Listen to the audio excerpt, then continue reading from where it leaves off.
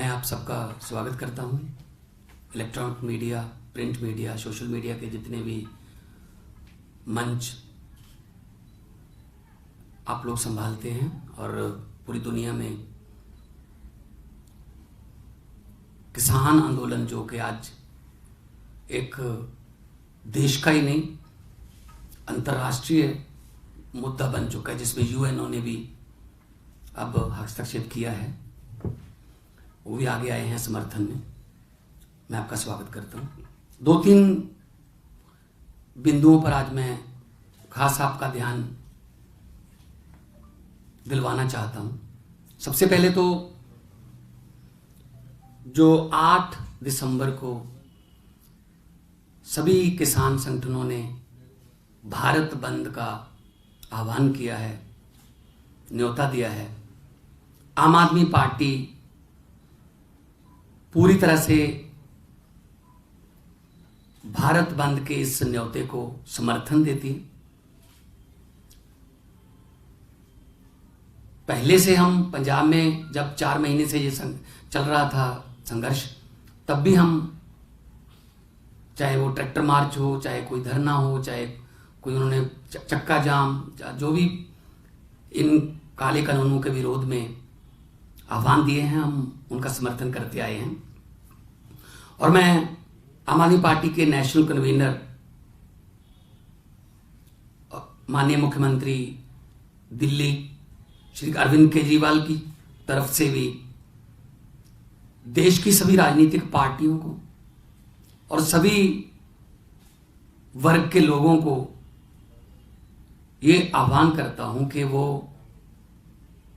8 तारीख के इस बंद का पूर्ण रूप से समर्थन करें, क्योंकि ये किसी राजनीतिक दल का या किसी धार्मिक संगठन का या किसी विशेष प्रांत का मुद्दा नहीं है। ये पूरे देश का मुद्दा है और पूरे देश के किसानों का, उनकी जमीनों से जुड़े हुए, उनके चूल्हों से जुड़े हुए आंदोलन का मुद्दा है। आप देख रहे हैं कि सरकार किस अहंकारी रवैये से, अड़ियल रवैये से और टाल मटोल की नीति से चल रही है। किसान संगठनों को हर दूसरे तीसरे दिन बुलाकर 7-7 घंटे, 8-8 घंटे, 5 घंटे मीटिंग पे मीटिंग चलती है और देर रात तक कई बार मीटिंग चलती है और नतीजा कुछ भी नहीं निकलता। नियत साफ हो तो इतनी मीटिंग्स की जरूरत नहीं होनी चाहिए। नियत साफ हो तो कुछ मिनटों में इस मसले का हल हो सकता है। इतनी लंबी मीटिंग क्यों चलती है? क्योंकि जो मंत्री जी शामिल होते हैं, चाहे वो नरेंद्र सिंह तोमर हों, चाहे वो पीयूष गोयल जी हों, चाहे सोम प्रकाश जी हों, उनको कोई फैसला लेने का अधिकार नहीं है वहां पे। पहले वो 1 घंटा किसानों की बात सुनते हैं, फिर वो दूसरे कमरे में जाकर अपने आकाओं को फोन करते हैं, क्या हुक्म है मेरे आका। फिर उधर से बात होती है, फिर आके ये बात करते हैं, फिर किसान उसका जवाब देते हैं, फिर दूसरे कमरे में जाते हैं। अगर उनके पास फैसला लेने का कोई अधिकार नहीं है तो उनको क्यों भेजा जाता है? क्यों टाइम खराब कर रहे हैं किसान संगठनों के जो नेता वहां पे जाते हैं? सीधे क्यों नहीं आ जाते अमित शाह जी या मोदी जी? अगर उनसे बात ही उन्होंने उनसे पूछ कर करनी तो सीधे बात करें किसानों से। हां, मुझे इतना पता है, जिस दिन अमित शाह जी किसान संगठनों की वार्ता में शामिल हो गए, आप समझ लेना उस दिन इसका मतलब कुछ अनाउंसमेंट होगी, क्योंकि क्रेडिट लेने के लिए वो दोनों ही हैं और तो कोई नजर नहीं आता। तो ये टाल मटोल की नीति जो है वो छोड़नी चाहिए। संसद का विशेष सत्र बुलाकर इन तीनों काले कानूनों को रद्द करने का प्रस्ताव लेके आना चाहिए। मैंने भी लोकसभा स्पीकर को चिट्ठी लिखी थी 2 तारीख को। और इलेक्ट्रिसिटी अमेंडमेंट 2020, उस बिल को टेबल ना किया जाए, ये मांगे। लेकिन ये बीजेपी की सरकार का एक बात मुझे समझ नहीं आई, ये एनआरसी और सीएए का कानून बनाकर मुसलमानों को कहते हैं आपको अभी इस कानून की समझ नहीं आई, बहुत ही फायदे का कानून है, आपको हम समझाएंगे। ये जीएसटी का कानून लागू करके व्यापारियों को कहते हैं आपको अभी इस कानून की समझ नहीं आई, बहुत ही फायदे का कानून है, हम आपको समझाएंगे। ये नोटबंदी लागू करके लोगों को कहते हैं अभी आपको इसके फायदे समझ नहीं आए, बहुत ही फायदे के हैं, हम आपको समझाएंगे। ये खेती के कानून लागू करके किसानों को कहते हैं आपको अभी इसकी समझ नहीं आई, बहुत ही फायदे के कानून है, हम आपको समझाएंगे। ये किस ग्रह से आए हैं भाई बीजेपी वाले कि हमें इनकी कुछ समझ नहीं आ रही? तो मतलब तोमर साहब क्या कह रहे हैं कल की मीटिंग के बाद कि वहां आंदोलन में बुजुर्ग और बच्चे और बुजुर्ग महिलाएं बैठी हैं, बहुत ठंड है, इसलिए वो अपने घरों को वापस चले जाएं। तोमर साहब, दो बातें मैं कहना चाहूंगा। पहली बात तो अगर उनको सचमुच में आप उनकी सेहत के इतने बड़े चिंतक हो, उनकी चिंता करते हो, तो कानून वापस ले लो, वो खुशी खुशी वापस जाएंगे। और नंबर दो पर अगर आप चाहते हो कि जितने दिन हम आंदोलन को लंबा करेंगे शायद धीरे धीरे लोग कम होते जाएंगे, जी आपकी गलतफहमी है। जितने दिन ये आंदोलन लंबा होगा लोग बढ़ते जा रहे हैं। मैं भी हर रोज बॉर्डर पे जाके आता हूं, कल भी सिंघू बॉर्डर पे गया था। आम आदमी पार्टी की तरफ से जो भी सुविधाएं हैं वहां पे हम उसका संज्ञान लेते रहते हैं, उनका जायजा लेते रहते हैं, क्या कमी है, क्या और कुछ हो सकता है अच्छे से उनकी खातिरदारी में। तोमर साहब ये गुरु गोविंद सिंह जी के वारिस आए हुए हैं। 27 दिसंबर को छोटे साहबजादे बाबा जोरावर सिंह और बाबा फतेह सिंह जी को ठंडे बुर्ज में सरहंद में दीवार में चिनाया गया था। तो ये वही अन्नदाता हैं जो 50 डिग्री सेल्सियस तापमान में अपने पसीने से खेत को सींचता है और 0 डिग्री टेम्परेचर की रातों को, जिनको पंजाबी में पो माघ की रातें बोलते हैं, ये दिन हैं जो चल रहे हैं, अपनी फसल को ठंडे पानी से सींचता है। तो किसानों को किसी मौसम से मत डराना, ये हर मौसम में मेहनत करके मिट्टी से मिट्टी होकर ये सोना उगाने वाले हैं। सिर्फ एक ही हल है, इस बिल को वापस लो और जो जिन ट्रैक्टरों के मुंह दिल्ली की तरफ हैं उन ट्रैक्टरों के मुंह जो हैं वो खेतों की तरफ हो जाएंगे। अगर जीएसटी बिल लागू करने के लिए आधी रात को 12 बजे पार्लियामेंट खुलवाया जा सकता है, तो इन कानूनों को वापस लेने के लिए क्यों नहीं खुलवा सकते?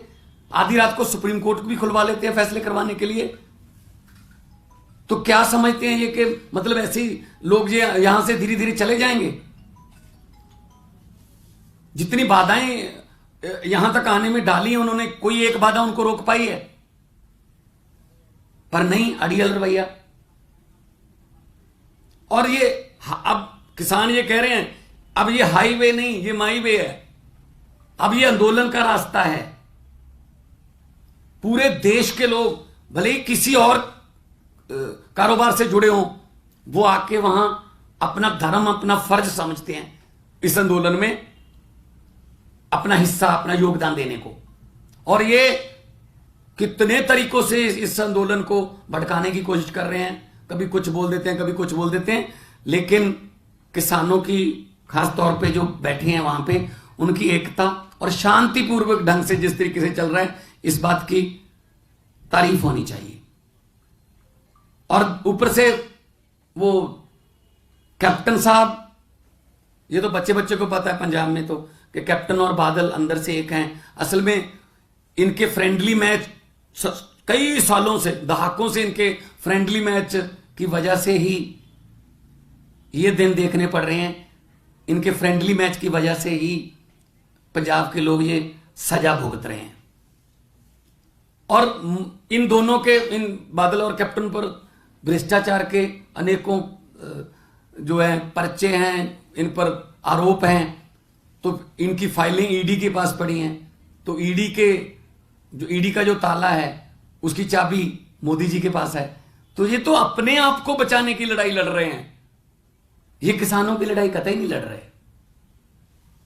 सो इसलिए जब ये किसान पंजाब से आ रहे थे दिल्ली की तरफ, तो अरविंद केजरीवाल जी की सरकार को दिल्ली पुलिस ने कहा, केंद्र सरकार ने कहा 9 स्टेडियम दे दो, हमने जेल बनानी है। क्यों भाई? कोई जंगी कैदी रखने हैं आपने वहां पे? कोई देश के दुश्मन आ रहे हैं कोई? इनका मकसद था इनको अलग अलग जेलों में बंद करके इस आंदोलन को खत्म करने का, कुचलने का।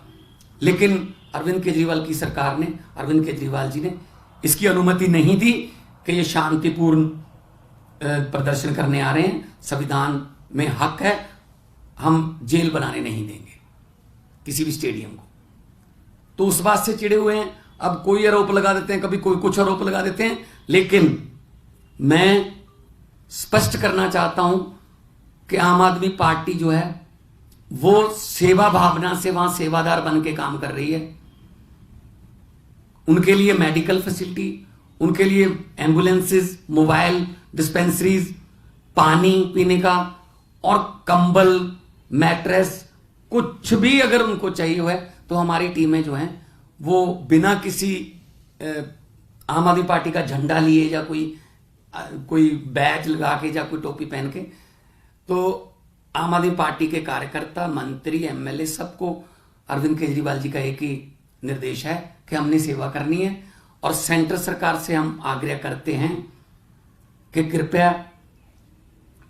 इन कानूनों को वापस लें और किसानों का सम्मान करें, उनके दर्द को समझें, उनकी भावनाओं की कदर करें।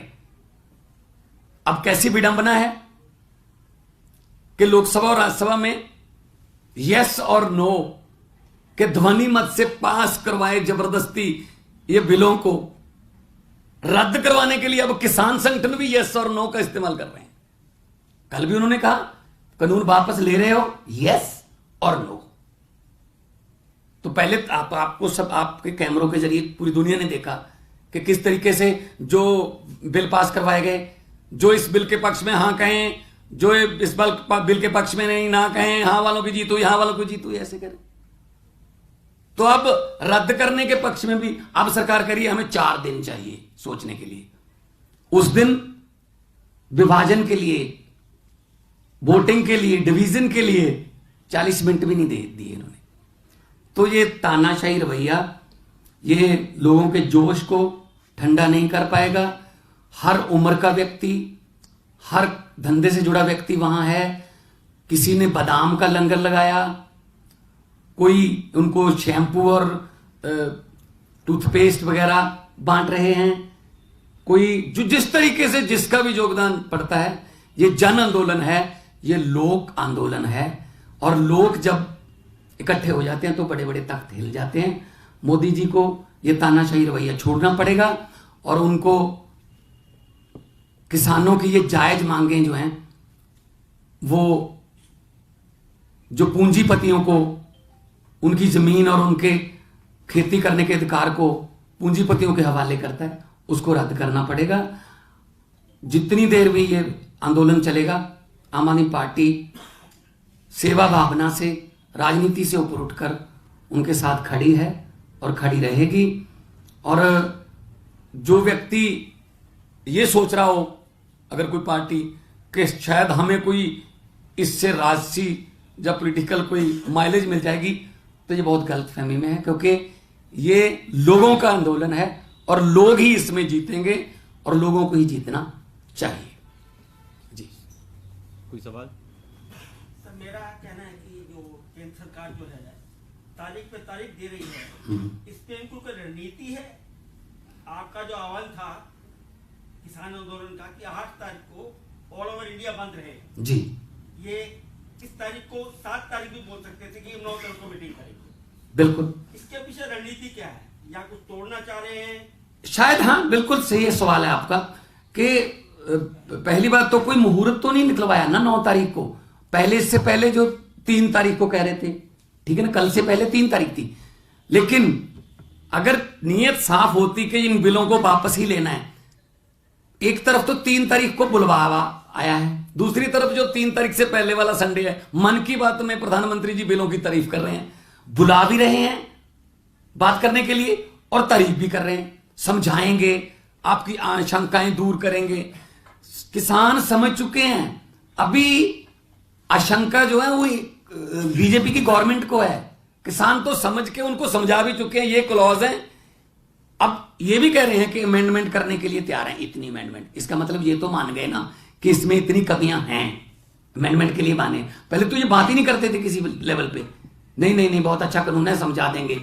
तो ये 9 तारीख देना और इसके बाद कोई तारीख पे तारीख, जैसे आपने कहा है, इसमें इनकी रणनीति यही है कि इस आंदोलन को लटका लो, इन द मीन टाइम इनको भटका देंगे, इनको विषय से भटका देंगे। ये तो गुंडागर्दी वो करने आए हैं, ये तो एंटी नेशनलिस्ट हैं, ये तो वो हैं। ये वो लोग हैं सर वहां जो आए हुए हैं, जो पक्षियों के लिए भी, जनौर बोलते हैं पंजाबी में, पक्षियों के लिए भी अपने खेत में दाना छोड़ते हैं कि जो इनको रिज़्क दिया है भगवान ने वो यहीं लिखा है। तो उनको आप एंटी नेशनल बोल रहे हो। और जितने भी फौज के जवान हैं ज्यादातर वो भी किसान के बेटे हैं, वो दुश्मन की सरहद पर बैठे हैं। उनके माता पिता इस उम्र में 70 साल की उम्र में, 80 साल की उम्र में वो दिल्ली के बॉर्डर पर बैठे हैं। मतलब जय जवान और जय किसान के नारे का जो तहस नहस इस गवर्नमेंट ने किया है वो पहले कभी नहीं देखा गया था। तो ये टालने की रणनीति है। इनको ये लगता है कि जितना हम लटकाएंगे उतना धीरे धीरे लोग जो है ऊब कर कि यार अब तो लंबा हो गया संघर्ष, पता नहीं क्या बनेगा, शायद कम हो जाएंगे। लेकिन आप वहां जाकर देखो, आपके बहुत से नामनिगार वहां बैठे हैं, हर रोज ट्रॉलीज आ रही हैं, हर रोज बढ़ रही है गिनती। गुजरात से भी आ गए, उत्तराखंड से भी आ गए, इधर गाजीपुर वाला बॉर्डर भी फुल हो गया, नोएडा वाला बॉर्डर भी फुल हो गया, दिल्ली आगरा बॉर्डर भी भर गया। तो ये अब एक प्रदेश के, जहां एक पहले ये कह रहे थे पंजाब के किसानों की दिक्कत है, हरियाणा के किसानों की, असल में आजादी के संघर्ष में भी पंजाब ने लीड किया था, लेकिन आजादी पूरे देश को मिली थी। इसमें भी इन कानूनों को वापस करवाने के लिए पंजाब और हरियाणा लीड कर रहे हैं। इन कानूनों से, काले कानूनों से आजादी पूरे देश को मिलेगी। तो इसलिए ये मत समझें, गलतफहमी मत रखे सरकार कि हम इनको 1-2 तरीके इधर उधर करके मतलब हम इस संघर्ष को फीका कर देंगे या इसकी धार को वो थोड़ा मतलब लटका देंगे। शाहीन बाग का जो सर जी, धरना था, किसी और का सवाल बंटू मन मत कीजिए, किसी और का भी है। यहाँ पे इस आंदोलन को समर्थन देने के लिए बड़े बड़े खिलाड़ी भी सामने आ रहे हैं। विजेंद्र सिंह ने घोषणा की कि अगर वापस नहीं हुआ तो अपना अवार्ड लौटाएंगे। देखिए, जो खिलाड़ी हैं उन्होंने अपने टैलेंट के बल पर ये अवार्ड जीते हैं। तो अवार्ड लौटाने का मतलब है कि अगर उनके देश और उनकी धरती और उनके मतलब जमीन, उनके प्रदेश की आन बान शान को अगर कोई मिटाना चाहता है तो उसके बदले ये अवार्ड हम वापस करेंगे। हमें अपनी मिट्टी से प्यार है, ना कि किसी अवार्ड से। सो अवार्ड वापस करना खास तौर पे खिलाड़ियों का या नॉन पॉलिटिकल लोगों का ये अच्छा संकेत है। इससे पहले भी जब पत्रकारों पर हमले होते थे तो बहुत से बुद्धिजीवियों ने, बहुत से राइटरों ने, लेखकों ने अपने अवार्ड वापस किए थे। तो मतलब इससे ये सिद्ध होता है कि हर वर्ग का आदमी, चाहे वो राइटर है, चाहे कोई एनजीओ है, कोई धार्मिक संगठन है, वो इन काले कानूनों के खिलाफ है। और जो मोदी गवर्नमेंट है, अब यूएनओ ने भी अब तो कल जो है ये वक्तव्य दिया है कि शांतिपूर्ण जो जहां भी दुनिया में शांतिपूर्ण जो आंदोलन है उनके लिए स्वीकृति देनी चाहिए। Thank you.